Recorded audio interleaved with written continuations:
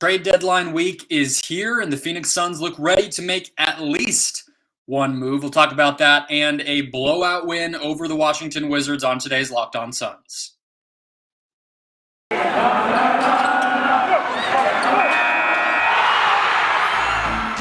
are Locked On Suns, your daily Phoenix Suns podcast, part of the Locked On Podcast Network, your team every day.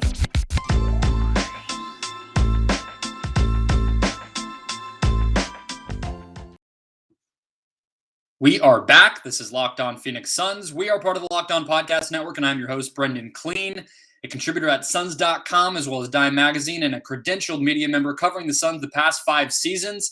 Thank you for making Locked On Suns your first listen each and every morning. Busy week ahead, and I'm excited to dive right in. Again, we'll talk about the latest rumors about Jalen Smith, where he could be headed, why I'm pretty bullish about the fact that we'll get one deal at least this week, and then we'll zoom out, look at the Washington Wizards, the win over the Washington Wizards, big picture.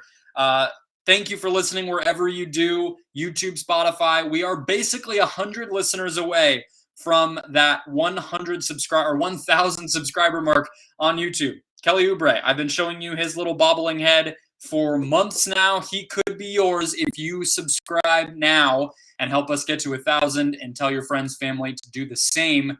And I'll be anxiously waiting to give Mr. Oubre to a new home. The Action Network, Matt Moore, actually a Locked On host himself over on the Nuggets channel, reported in a nice roundup, a really well-sourced, well-reported roundup of the latest trade rumors this week, that Jalen Smith not only has interest, but actually several suitors. Small ball has defined so much of the past decade, he writes, which is why it's surprising that backup center is getting so much interest around the NBA, not just Smith, but many others.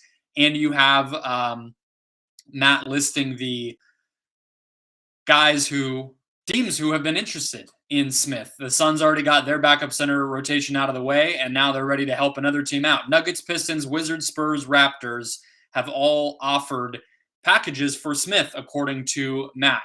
And that's in addition to the Celtics, who we know have also expressed interest in the past. Now, Matt also says in that snippet that the Pistons offer would center on Rodney McGruder.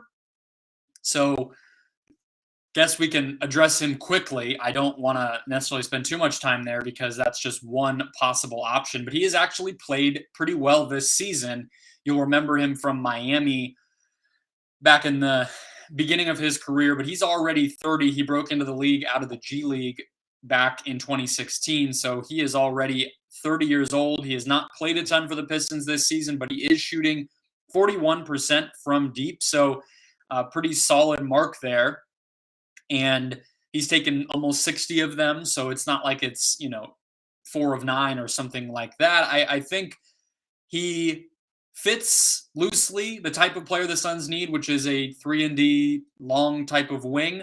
I don't know if he's shown me enough in his career for me to just put the stamp of approval on and say, yes, no doubt he would be part of a playoff rotation. And I think that's kind of the bigger discussion to be had, the bigger discussion that the Suns front office is probably having is, what do you want if you are pretty much set on a market being there for Smith that allows you to move on from him this week, right? I mean, it's felt like a foregone conclusion that they would shop, or I know James Jones would probably pinch me if I said that word, but we knew that they would find him another team when they decided not to pick up his option. I mean, as much as Jones might hate us to use that term, they built themselves into that corner a little bit when they decided to not keep the guy. So now the question is, we're here, we know what this team looks like, and we know what else might be available to them. What do you want to do in a Smith deal? And so what I think needs to be said first is the Suns look pretty destined to make at least one trade this week. This a continued noise around Smith, which Jake Fisher has been on since Summer League and which now is being backed up in multiple places, that something around Smith is likely to happen. We also talked with Aaron Edwards to close out last week, or I guess before the Hawks game last week, about the increased noise around Dario Saric, the fact that it seems fairly likely that the Suns will have some sort of package available to them with Saric if they choose to pursue that. And then, of course, there is also the players that we know the Suns will probably desire, which could be Eric Gordon, which could be Harrison Barnes, which could be something smaller like Justin Holiday. So those things could happen separate from one another, or they could happen in the same trade, right? I mean, you probably package Smith and Saric together, maybe in addition to some other stuff, to get to the salary of a Harrison Barnes or a Eric Gordon, who are veteran players who make, tens of millions of dollars, 15 to $20 million each. So that's the big question. Do you use Smith maybe as a way to roll over some draft assets? Maybe you could get 2 second-round picks for Jalen Smith and replenish your draft capital a little bit. I mean, the Suns have most of their seconds, but just give yourself some more ammunition for future trades is basically what that would do, knowing that you are 1 first-round pick down still as a result of the Chris Paul trade. You could also, of course, stack those guys together and get a veteran.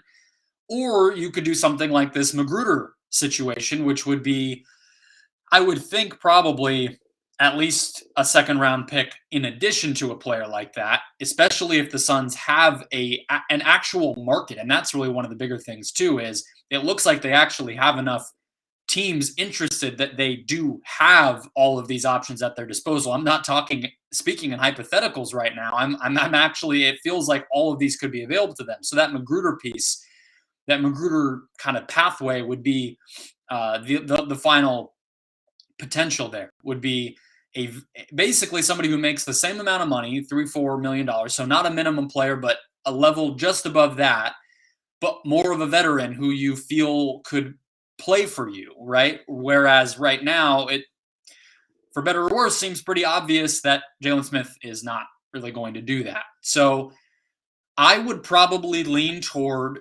prioritizing stacking Smith. If he does actually have some decent value, stacking Smith with somebody else, Saric, maybe Abdul Nader, obviously a minimum player like Elfrid Payton, no question, Frank Kaminsky, no question, and getting Gordon or Barnes. I mean, that should be priority number 1, is getting an impact player at that price tag using the assets that you have, being smart about manipulating that stuff to make that happen. But I also think you can kill multiple birds with a single stone here. Or I guess you can make multiple trades this week is the most simple way to put it. So maybe there's a version where Saric plus Landry Shamet gets you into the conversation for, or maybe it's Saric and a first-round pick or a couple of second-round picks gets you in the conversation for Justin Holiday. And then maybe you use Smith and I don't know what else to get yourself into the conversation for another guard who maybe isn't quite at the level of an Eric Gordon, but maybe that's another route you can go. Maybe you get into the conversation for Terrence Ross as just an example. We know the Suns want a shooter. I don't necessarily, it's hard to see like, okay, well, Eric Gordon is a shooter, but he's not just a shooter. So you can juggle all of this, right? But those are the 3 pathways that they could utilize the market that Smith clearly has to make good on this value that they've been able to drum up basically by giving him playing time during injuries and COVID absences into something real, into something that can help them now or in the future and is not just a complete waste of that number 10 overall pick. Somehow they have swung it where they are in the driver's seat in a way here and actually can pull a rabbit out of a hat here and make a deal and get this team a little bit closer to a championship. So once again, Jalen Smith seems likely to go. I put the Suns over under almost any team's over under in trade deadline week at 0.5 trades. And I think I'm ready to pull the trigger and say I'm hitting the over there. I think we will see at least one trade. And I would not be surprised if we saw either one big one or a couple of smaller ones to really shuffle, the 8th, 9th, 10th men on this roster and make something fun happen here in deadline week. We know James Jones loves trades, and I think we will see at least one more. Let's get into this blowout win, though.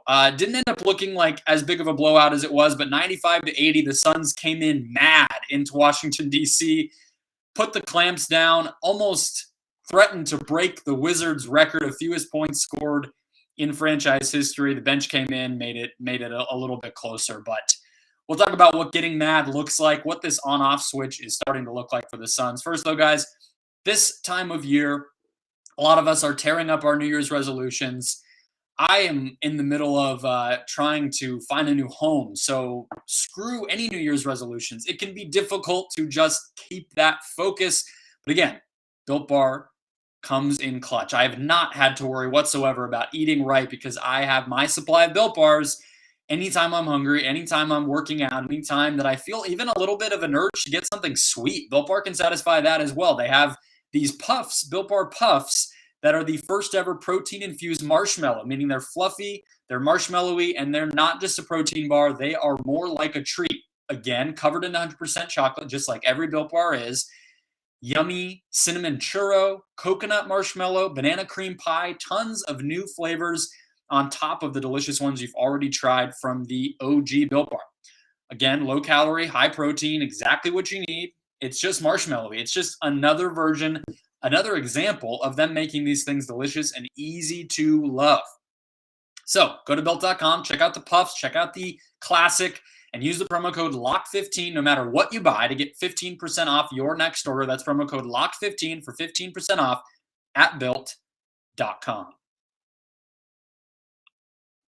The win over Washington felt pretty rudimentary for the Suns. Obviously, seeing DeAndre Ayton get back to his form, his usual form, was very much a sight to behold. 20 points, 16 rebounds for the big man.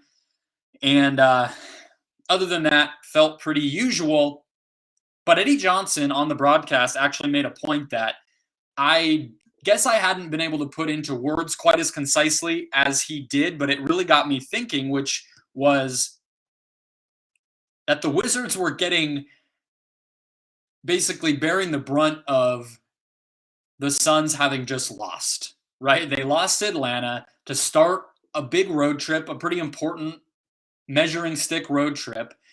And the Suns came into Washington and said, okay, no Bradley Beal. These guys can't defend worth a single damn. We're going to crush them. We're going to crush this team. And they did. And nobody had to play more than 31 minutes, which might be the biggest cherry on top of the whole thing. But it actually bears out more than in just this game. Now, there are some exceptions. I'm not going to be too married to my point here and act like it's happened every single time. But there are a few notable examples of times, especially lately, that the Suns, after a loss, have just gone into the next game and just blown the top off of it.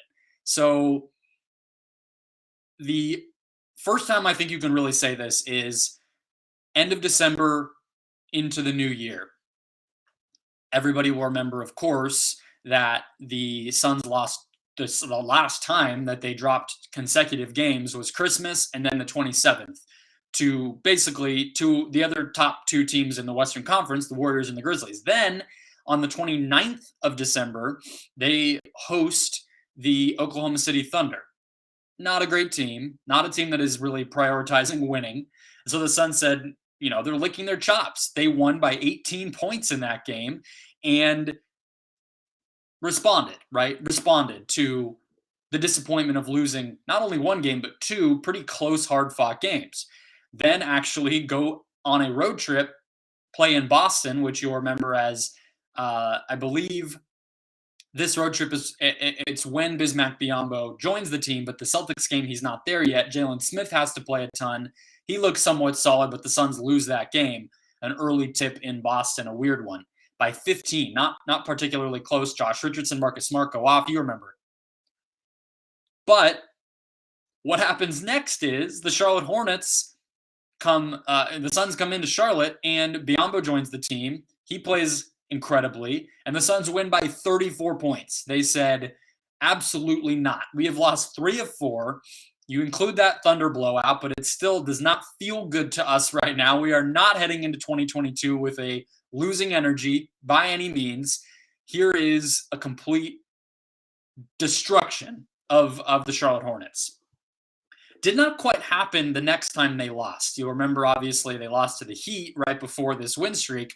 The next game after that was again the beginning of a road trip, and that was the Raptors game with the mascot hijinks. So that was a weird one. The Raptors don't really get blown out. It feels like they are too good for that, and that empty arena was bizarre and everything else. The Suns did surgically close the game in the fourth quarter, but they did not blow out Toronto. But then, of course, the next time that the Suns lose was Atlanta this past week, and they responded by blowing out the Wizards, leading by 30 most of the time.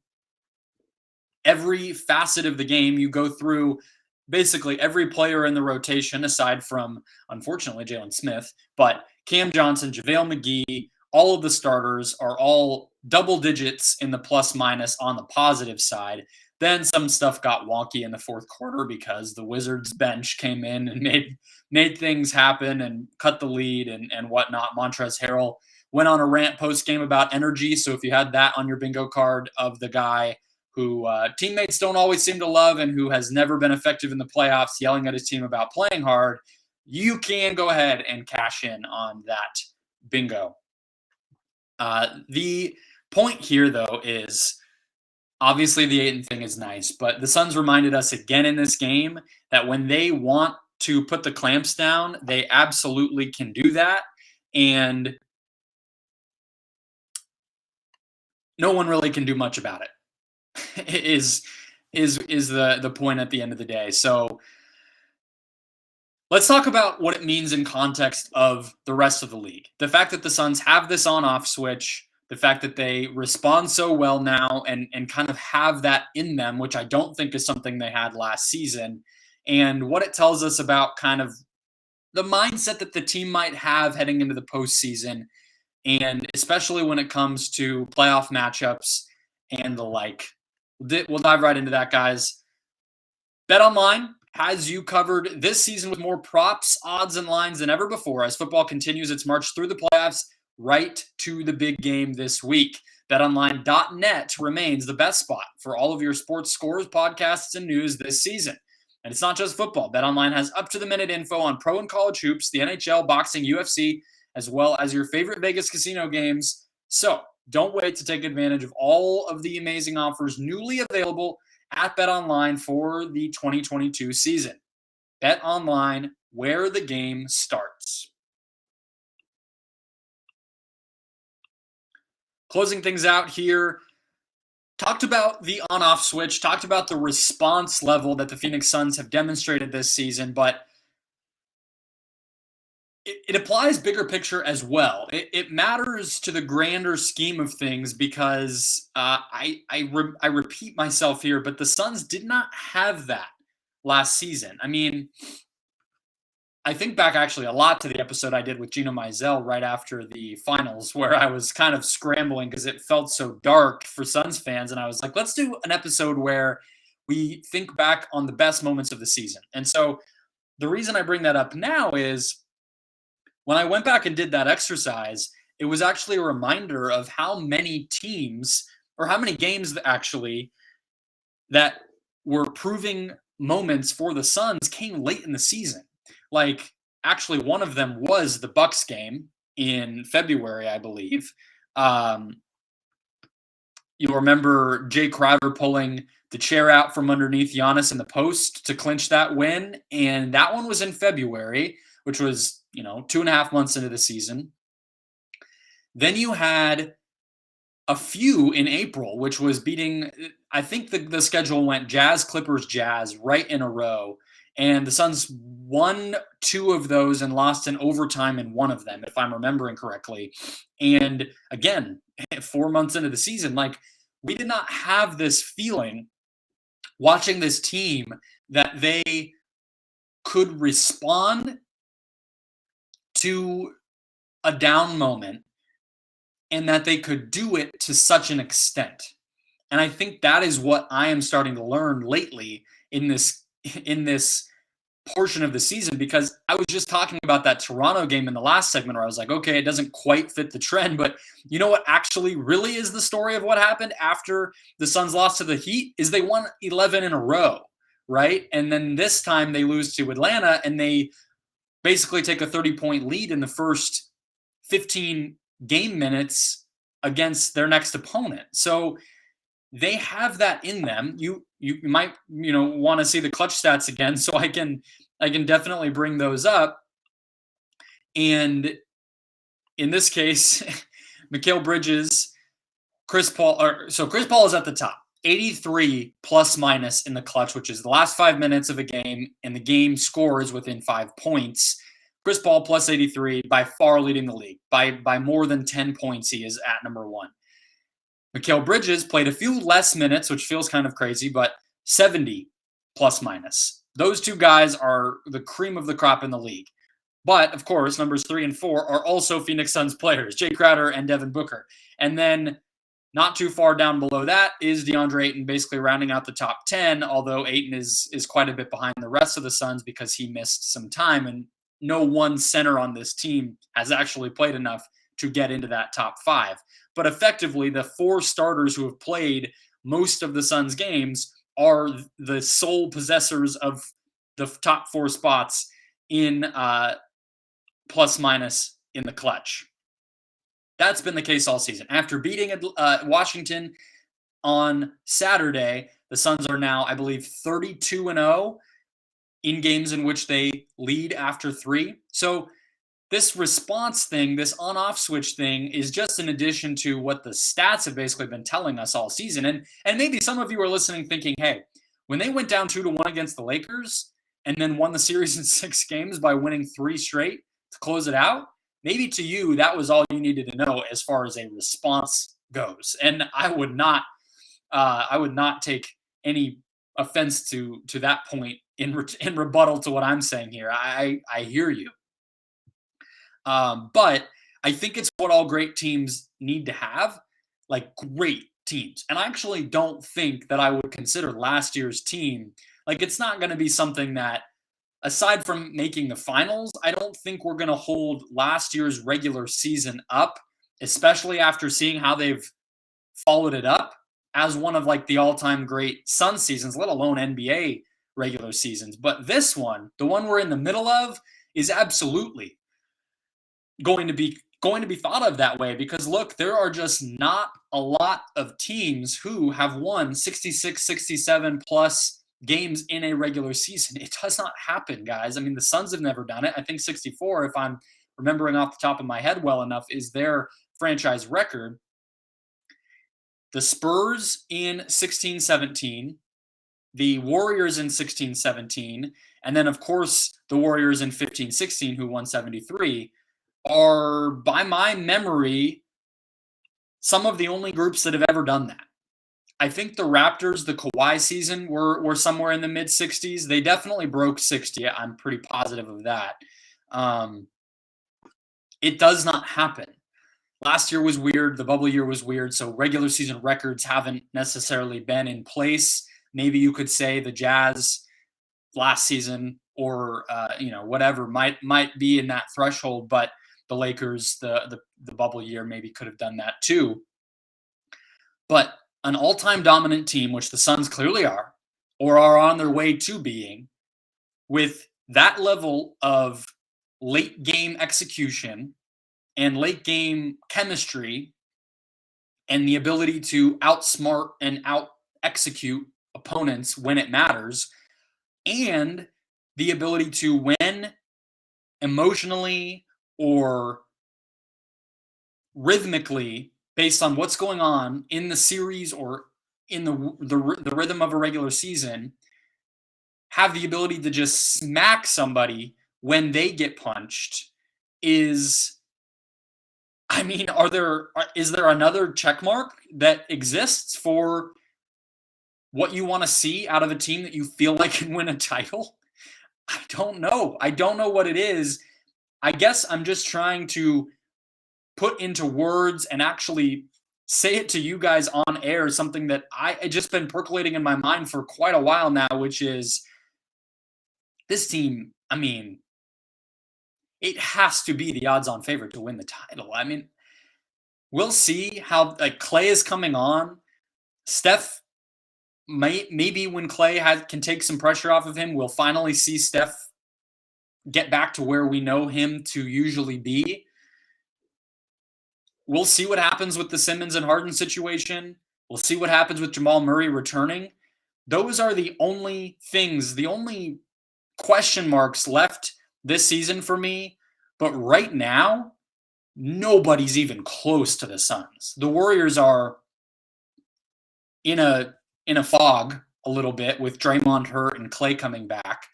The East does not have anybody that I think would be scary right now. No team has proven that. At least you can list off the names and the injuries and what nobody has proven that. And the Nuggets are counting on the return of other players, and the Lakers are counting on Russ looking like a new man. So a little bit of a tangent, but I don't think it is one, because this piece of the response level that the Suns have shown for the past couple of months now is otherworldly, and it's kind of that last piece that you wanted to see. It's the last piece that makes the signature of an elite, historically great NBA regular season team. Those teams go to the finals and win them. That is what happens. So I know I said it would have to do with the standings, but I think I've made my point. You can watch the Lakers have a game where AD scores 31, LeBron has a triple-double, AD has like 3 blocks and 3 steals or whatever it was on Saturday night against the Knicks, and maybe you're looking at that game and saying, my God, are the Suns really going to have to play the Lakers again in the first round? Maybe you're looking and saying, wow, and then, Denver with Murray back might be, round 2. What a crappy draw again. I guess my point is here, this team is better and has proven more and has more of the components of a team that does not have to worry about who they are playing in the first round or the second round than last year's team did. And I just don't really feel like I need to see much more from this team to feel like they're going to the conference finals unless something crazy happens. And that's the baseline here, because of how much they have proven in the regular season. They know it, because you can tell they have a swagger. They are celebrating themselves and everything that they're accomplishing because they know this is a special group. And I guess maybe we should appreciate it, but more so than that, we should be really confident. I mean, we should be really honest with ourselves about the level of greatness that we're watching. And it might be weird to read that much into this Wizards game, but it's a continuation of a level of greatness that we've been seeing for a while now, and that I think will continue. So more trades to come, a lot of games this week, a lot of big games that should be fun to continue to break down, but wanted to set the stage for where I'm feeling and where I feel like a lot of you are feeling heading into this week and the stretch run ahead of us. So that'll close us out for the day, guys. Thank you for making Locked On Suns your first listen. Subscribe on YouTube, subscribe wherever you're listening as a podcast. And now go make Locked On Bets your second listen today to get ready for the big game this weekend. I'll talk to you guys tomorrow.